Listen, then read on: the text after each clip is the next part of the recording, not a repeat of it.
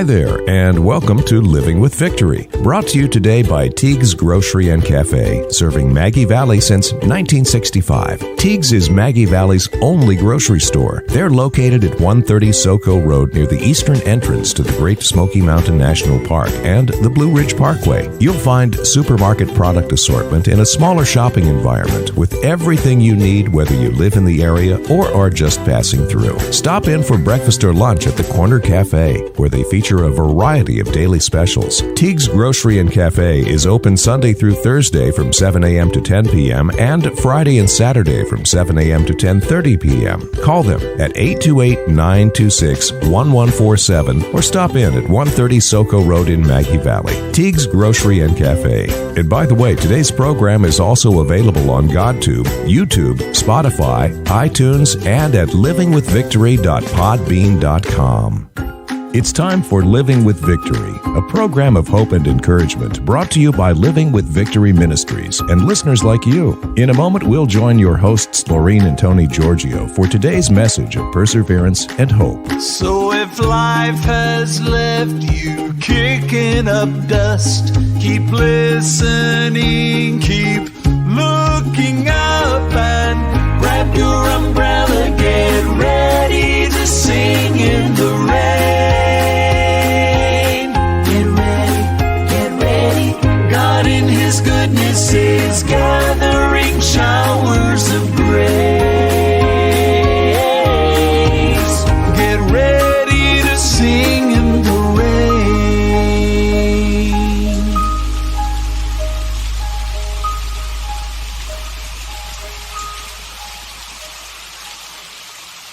Welcome to Living with Victory, where life isn't about waiting for the storms to pass. It's about learning to have peace, joy, and victory in the midst of the storm, because Jesus is your umbrella. Hi, this is Tony Giorgio. Welcome to another edition of Living with Victory. And before we go on, I want to let you know that you can contact us. I know you have nothing to write with right now, but we'll repeat it later on. But if you do want to contact us, very simply, it's at livingwithvictory@gmail.com, or you can go to our website, livingwithvictory.org. You can send prayer requests, and also we'd love to hear what you have to say about the programming. Do you like it? Don't you like it? What do you want to hear? It's okay. You can tell us. Be truthful. And we'd really appreciate it. And also, if you want prayer requests, send them on. Okay, so that was livingwithvictory@gmail.com and livingwithvictory.org. You can also, if you like, make donations on that website. Okay? And without further delay, I want to introduce my wonderful wife, Laureen, who has the topic of the day and the scripture of the day. Laureen. Hi, everyone. Thank you so much for joining us. Today's topic is the love of God working through us. 2 Corinthians 5:14. The love of Christ compels us. Luke 10:27. You must love your God with all your heart and with all your soul and with all your strength and with all your mind, and love your neighbor as yourself. When we see someone who is hurting, how do we react? Do we feel uncomfortable and don't know what to say, or simply ignore the situation and turn away? Or do we allow God to compel us with His love to help? This is a choice we have to make. Choice, yes. It doesn't come naturally. We do have to make this choice. We have a dear friend with us today who has decided to help and has been helping for 25 years. Oh, yeah. Ann Curtis, also known as the Queen of Hearts. Ann is a registered drama therapist, has a master's degree in interdisciplinary arts, certified trauma services specialist, bereavement educator, healing arts humor specialist, actress, lecturer, presenter. Ann brings all of this knowledge, all of her love and creative imagination to patients with life-threatening diseases and their families. She does this in the area hospitals, hospice, retirement homes, and support groups. And thank you so much for joining us today. And please tell us, why are you doing this? I sometimes ask myself that. The same thing, right? Yes, when I could possibly, just go outside and sit in the sun and read a book. Well, you're retired like we are, right? That's right, I am. Okay. And I truly believe that exactly what Lorene just read from the passages in the Bible, that I have been compelled to do this. I mean, that's a good word, compelled, because it really doesn't make a lot of logical sense.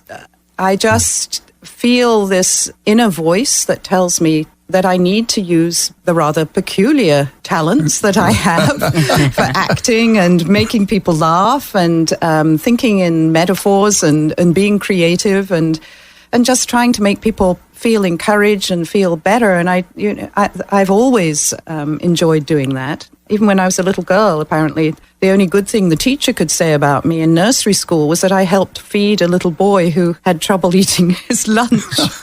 See? Yeah, so not much has changed, but I think that we're all called by the Holy Spirit, really, to use whatever talents we have to make this world a better place, to reach out to our neighbors, and whatever situation God puts us in, somehow we're given the strength to say and do the right things to help others. You helping that little boy to eat his lunch was a very important thing.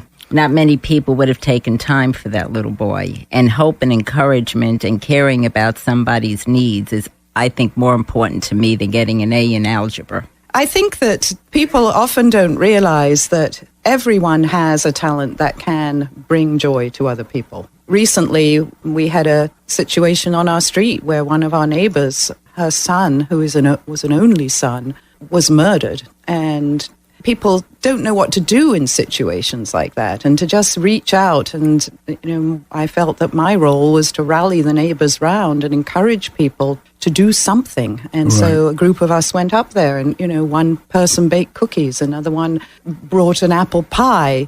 And it's just a symbol of God's love, a symbol of caring. Exactly. And you didn't have to go very far to do this, did you? You stepped out your door and there was your neighbor and you took that on. You didn't have to get on a plane and travel across the world, right? It was literally a neighbor. That's the whole point, really. It really is. And sometimes, it takes someone who perhaps has some experience in helping others to encourage people to actually get out there and do something. I've had so many people who'll say, well, I don't know what to say to someone who's grieving, or I don't know what to say when I go visit somebody at the hospital. I just don't go. I send flowers, but I don't go. Exactly. And flowers are very nice, but the human presence, being present in the moment with people when they're going through dark times, I feel that is what we're called to do. You do have two groups right now that you're dealing with. Right. I go where I'm led. And at different times, I've been, as you've already mentioned, involved with different projects. And right now, I run a cancer support group that is rather unusual because yes. A lot of cancer support groups, everybody gets together and they share information about the illness as well as sharing how they feel. And when they share this information about the illness, quite often they're telling their sad stories. They're also learning about different treatments. For some people, this doesn't work. It actually makes them more depressed. For other people, That's what they need. I was led to this by actually a doctor. She was an OB-GYN herself who had breast cancer. And she found that any support group she went to just made her more and more emotionally drained because as a doctor, she knows all of the things that could happen. She knows all the medical side. And she had learned as a doctor to professionally distance herself from the emotional piece. Doctors have to protect themselves. Otherwise, they'd be crying all the time. Exactly. Yes. And they have to be strong because they have to take the science and the knowledge that God's given us to heal these people physically, but they are not a part of healing them emotionally. And so she really didn't know how to deal with the terribly powerful emotions, which of course are really the grieving process that she was going through with her cancer. And she came to a group that I'd been asked to run again. It was a call. I was asked to start a group called a Creative Coping Group. And she was brought to that group by a friend after the group, she said, "This is now my life's purpose. I want you to start a cancer support group for people like me and for caregivers that focuses on joy, that focuses on how do we bounce back? How do we cope with difficult emotions? What are the resilience skills that will get us through this?" Right. She loved the humor in the group. She loved the art that we were doing. She loved the singing, the jokes. So I'm actually rehearsing all those skills with people so that when they need it, they have it ready to use. She's told me since then, because in Victory Support Group, I always give handouts that summarize a lot of the didactic or the piece that I'm trying to teach people during that particular session, what resilience skills I'm talking about. Like, for example, next time I'm working on how reading is really good for our health, and using the metaphor of a bookmark, and how we have a bookmark really is a reminder to stay in the present moment. Because when you're reading a book, you put the bookmark there. Why? You don't want to lose your place. You don't want to lose your place, and often you don't we want to feel go lost. backwards either. Now you want to move forward, right? Because yesterday's history, tomorrow's a mystery. That's right. Today's a gift. Yes, that's why we call it the present. Then I'll summarize, all the points about the health benefits of reading, for example, and the scientific studies. And they take that handout home. And she said she tends to always, when she's having a bad day, go back to her binder where she's put all the different handouts as we go along. And there's always something to lift her up when she needs it. And you've pretty much given them a vacation from stress, you might say. Like the brochure says, it's a vacation from stress. Although there's a lot of thought that goes into it ahead of time, we start by, we have somebody playing the guitar. We'll usually have some upbeat songs like Lean On Me and people join in. We'll have different exercises on therapeutic humor. It's been proven that even a false laugh, which is very lucky because it means you don't need a good joke. Right. Because even a false laugh, a fake laugh, and that's, there's a lot of fields now. There's laughter yoga that people use. There's laughter clubs where people just go out into a park and just because they've discovered that the physical action of laughter puts the same chemicals, healing chemicals, into the brain and the body as a real laugh. Isn't that amazing? And of course, it's hard to have a real laugh when you're going through something difficult. Oh, yes. But if you can say to yourself, okay, now I'm going to grow a smile. Okay, so start growing a smile. Tony, let me see. It's getting bigger. It's getting bigger. Now, Tony, if you're having a really bad day, what you do is you take a little piece of smile floss and you put it on one end of your mouth and then on the other. Just hook it on. Okay, now pull it up. Pull it up. Okay, now tie that around your ears and that'll hold your smile up all day. So it's that kind of silly. Yes. But it's at the same time teaching them something, and then we'll do visual art with them too. So, for example, in our next session, they're going to be making bookmarks using tissue paper and different things. And then so the art becomes a metaphor. They're creating, their hands are busy, they're in the moment. So they've got the music playing. So what's it doing? It's taking the anxiety away. What it's also doing is letting them know they're still useful. Ah, good point. Yeah. They're still useful. They still can do something that matters. Because they're very proud of their artwork. I always take photographs and I'll sometimes even make a little video and send it to them as a follow-up. We sometimes write poems too. We do it's a game, a group poem game where each person writes a few lines on the theme and then they fold it over so the next person only sees the last line they wrote. I see. And what's amazing is you feel the spirit through these poems. Oh, yes, what's coming because they always come as though they've been written by one person. It's also a metaphor for how you have to let whatever is happening in your life unfold one moment at a time.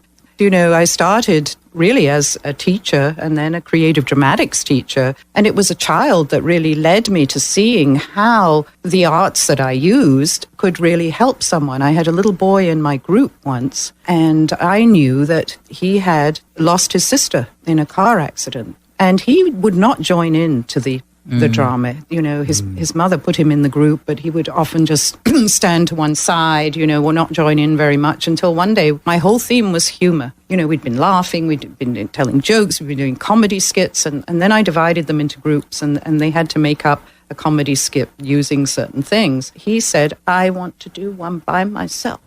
I'm like, oh, great. It's the first time he's wanted to do Anything at all. Yeah. And he started to act out being a crazy car. Oh. And he was going vroom, vroom, round and round the room, vroom, vroom. And then he would fall down and laugh hysterically, getting up again. And he did it over and over again until he was spent. There was an absolute silence in the room. The children knew something special was going on. And it turned out he had been in the car on his way to school with his mother driving when they had this accident and his sister was killed. Oh, my.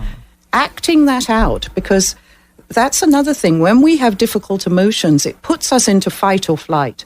Fight or flight are both action responses. Right. If you stuff those action responses and don't have an opportunity to express through movement, through art, through music, you can't process because the logical side of the brain shuts down. And it was so interesting that after that catharsis, he joined in, he was able to start talking about it. And that was before I had become a drama therapist. And somebody said to me once, there is such a thing as drama therapy.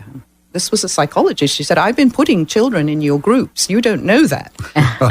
Because of what you're doing is very helpful. Wonderful. And so that led me to exploring further. And it was at a very good time in my life when my youngest son was in his senior year or junior year in high school. And I knew I would have more time. I wouldn't be busy with, raising three sons. But, when we're grieving, the arts can help so much. And so I ended up working with a hospice that had an outreach program, and we would help grieving children run groups in the schools. And that, led to some of my other work. And this is here in Central Florida, actually. Oh, yes. And you can use a lot of volunteers to help out, right? Because there's a lot going on, right? Always, yes. I mean, Victory Support Group, the Cancer Support Group, we are our own nonprofit. But recently we have been allowed to use South Seminole Hospital as our location for our meetings, which is wonderful because we are now a part of the Orlando Health UF Cancer Center's Center for Integrative Medicine and part of their Healing Arts in Medicine program. Yes. Because they didn't have anything at South Seminole. So this is an opportunity for people in Seminole County to have a group that's closer to where they live and help not just the cancer patients, but also caregivers and even professionals who are working with cancer and need a vacation from the stress. Oh, without a doubt. And you do have the other group, Cheer Up? Yes. Cheer Up is a very fun group. It's actually working with people with Parkinson's disease and their caregivers or family members. And it's using improv comedy and theater techniques to help them with the symptoms of their illness. So theater actually fits really well because Parkinson's, they have a lot of different symptoms that are to do with movement. And of course, actors have a lot of exercises that are fun and teaching you to be aware of your gestures, aware of all the different muscles in the body so that you can move smoothly. And so I can use all those different techniques to help them with movement. Also, theatre people are always working on their speech, which is another piece in Parkinson's that is hard for them to deal with. So we do tongue twisters and they make up skits. And of course, the improv, they've proven that, creativity helps the aging brain and keeps neural networks growing. We actually can grow new neural networks through having a lot of novelty in our life. Well, there's nothing more novel than improv. Right. And what we teach them is, and I do the same with other groups, the cancer group as well, is that we have to say yes to whatever's going on in our life. And then you say, and. Okay, so yes, this is going on in my life. And now how do I take one small step to deal with it? And that's just like improv, because you're handed an object, for example, and told, okay, this go with it. This bottle of water is going to explode in 2 seconds, and you have to go with it in the skit and make it funny. Exactly. So you add to it. You say and then after you've done yes and, you act as if. One of the wives of somebody who has Parkinson's in my group said her watchword this year is pretend. act as if things are better than they are. Because that way you find joy. That way you can stay positive. That way you can still have hope. Exactly. And when someone gets sick like that, they don't know what to say. What is the main thing that someone can do to help a patient? I think the main thing is to see them as the person that they know them as, and not as an illness. So often when people go into a hospital room, they think of the person as ill and that they really can't talk about anything else. So they sort of cringe against the wall of the hospital room and say, "How are you?" Right. Well, duh. Right. I mean, you can say, "Oh, I'm so sorry that you have to be here and that you're dealing with this. And I know that you're strong and I know you're going to, cope the best that you can." And then you can talk about other things. Sure. I remember when you walked in on me in Florida Hospital. I mean, I was almost half dead, really. And I forgot that I was in a hospital bed. Well, I took you on an imaginary journey. And you did. Do you That's remember right. that? Sometimes I'll say to people, I know you love it in this hospital bed, but if you could be somewhere else, where would you like to be? And where did you want to be? I wanted, believe it or not, back then, I wanted to be in the mountains in a cabin. Where are we, dear, today? In the mountains. It could be a little smaller cabin. Though. Yeah, right. The funny thing was, you had no idea at that time that you would end up living. Not at all. Not at all. In a cabin in the woods, in the mountains. Yeah. Watch out what you wish for. Right? Absolutely. I always tell people that if you listen to your inner voice, if you listen to the spirit within you, you will say the right thing. If your heart is in the right place, 99.9% of the time, God will inspire you. And the right words, I've had this happen to me over and over again. Right. I've been put in situations where I'm like, "Oh God, please." Because I really don't know. And somehow the right words come out. And if you say something that perhaps wasn't as helpful as you would have liked, well, fix it. That's right. That's right. Exactly. But that's the point of this, where we started today. The love of God compels us to want to help other people. How do they reach you if they wanted to? The phone number for Victory Support Group is 407-920-5414.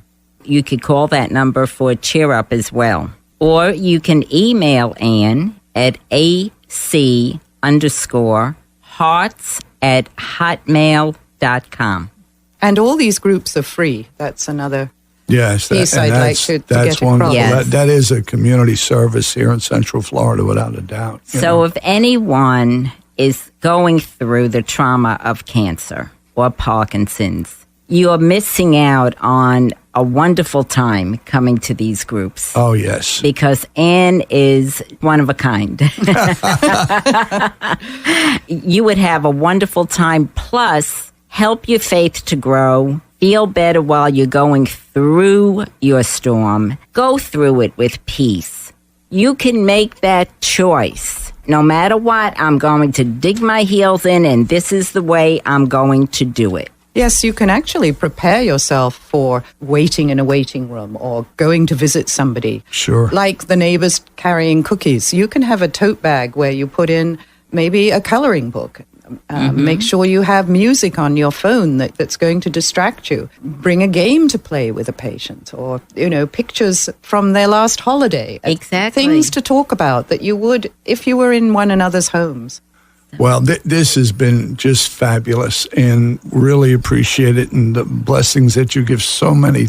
And if you want, you can also go to our website, and we'll have information on there about Ann, okay? And I'm going to forego giving you our information. Tim, our announcer, will give it to you at the end of the program. But just remember Ann, the Queen of Hearts, and that she is here doing her work, and you can contact her at 407-920-5414 and ac_hearts@hotmail.com. Pick up the phone.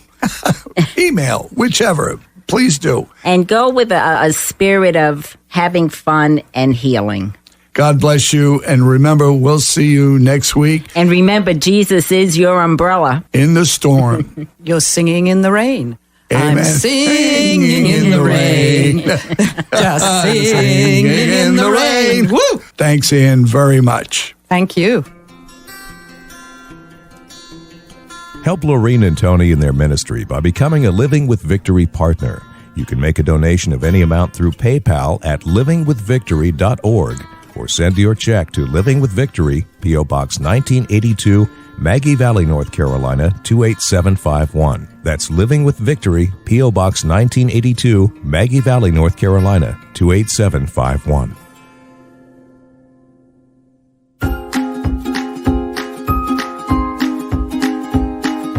You've been listening to Living with Victory with Laureen and Tony Giorgio, who for over 30 years have advocated for seriously ill children through Compassion Children's Foundation, today known as Living with Victory Ministries. Support for this radio ministry and our outreach programs comes from listeners like you. Many families that have children that need daily treatments for their illnesses are extremely challenged due to the cost of simply getting to the treatment facilities. Our Fuel for Life outreach supplies gas cards to families at 4 children's hospitals. You can support our outreach programs by sending your tax-deductible donations to Living with Victory, P.O. Box 1982, Maggie Valley, North Carolina, 28751. If you'd like to become a sponsor of this radio ministry, we'd love to hear from you as well. Thanks for listening. So if life has left you kicking up dust, keep listening, keep looking up, and grab your umbrella, get ready to sing in the rain. Get ready. God in His goodness is gathering showers of grace. Get ready to sing in the rain.